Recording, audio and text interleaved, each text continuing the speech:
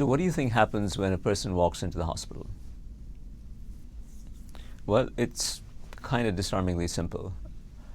Someone walks in, odds are it's going to be a person who probably can just barely afford the surgery, just given the statistics of income and distribution of patients across the immediate catchment area of the hospital. They come in, they go through some sort of triage process where somebody figures out what the severity of the care is. They are then asked a very simple, disarming question: how much can you pay? And whatever they answer is what they pay. There is nothing more than that. They have the option of paying something that is the break-even price of the particular surgery. They have the option of paying, shall we say, the list price of the surgery, which allows for a modest profit to go back to the hospital and system.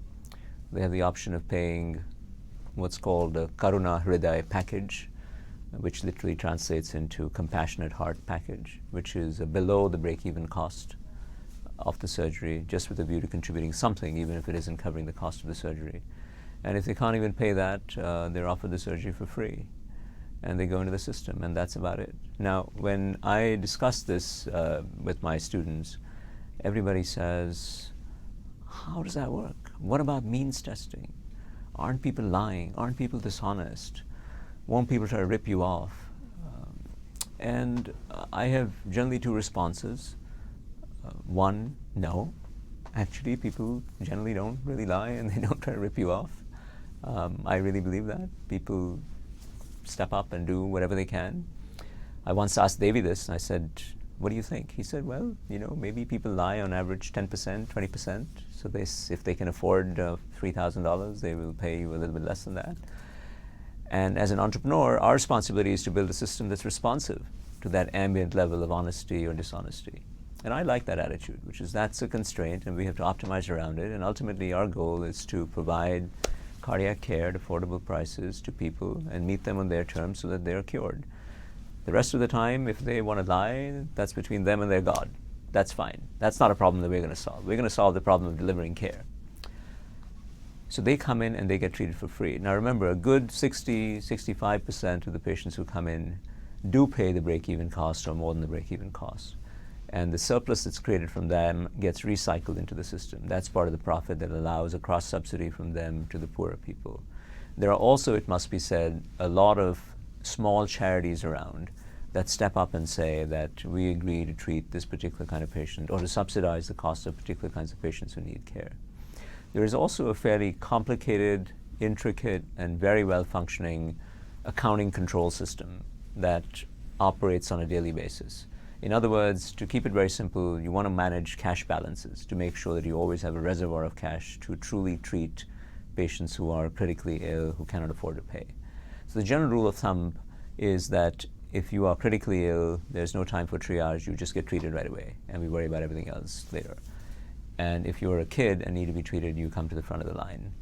Otherwise, if you are in need of care, but it's not urgent, you can wait 2 or 3 days, the cash balances are low, you can't pay, you may be asked to wait for a little while other people come in to replenish the cash balances or come in because they're more serious condition than you are. So there's an algorithm that essentially allocates people by criticality of care primarily. And after that, make sure that there are some balances. And so the trick is to run almost what mathematicians would call a stochastic optimization model to make sure that your inventory of cash is always sufficient, that you don't get caught with no cash. And also you don't want too much cash, because too much cash means that you're not treating enough poor patients to fulfill your mission. So it's a delicate balancing act that the hospital has figured out. So think about that for a second, because it means that you really need to have a very precise understanding of the financial health of the enterprise, and it's a fairly complex enterprise at this point, on almost an hourly basis and certainly a daily basis, because if you try to monitor cash balances on a weekly or a monthly basis, there's a good chance you'd go broke, and that doesn't work. And that's probably a lot better than the financial systems of most complex hospitals around the world. So there really is cutting-edge business practice that's truly optimized to the contextual reality here that's working in the background. The other thing that people will always say, particularly economists will say, is it's very hard to see how this survives, because as a well-off patient who agrees to be treated here, I come in knowing that I am going to subsidize somebody else's treatment. Why don't I go down the street where I refuse to subsidize anybody and I get the same quality of care at a lower price than what Narayan Hospital offers, because there I'm not cross-subsidizing anybody. And this is very good economic reasoning, economic 101 reasoning. Of course, the reality here is, well, first, the empirical reality is that this system has been up and running for almost a decade, and this still is not happening. Why is it not happening? I think it's not happening because the reason that this system exists is a truly entrepreneurial melange of making profits but using it in the service of society. And that is a hard mix to replicate for somebody to come down the street and do. As I said earlier, there are plenty of profit-making hospitals down the street that will treat you, the rich patient, and will not cross-subsidize anybody, but they're not going to charge you $2,000 or $2,500. They're going to charge you $10,000 or more than that. So there is nowhere that you could go. So it's an academic argument to say that somebody could undercut this and make it so that the mix of charity and for-profit could not survive. But in over a decade, that hasn't happened yet, and the system just keeps improving.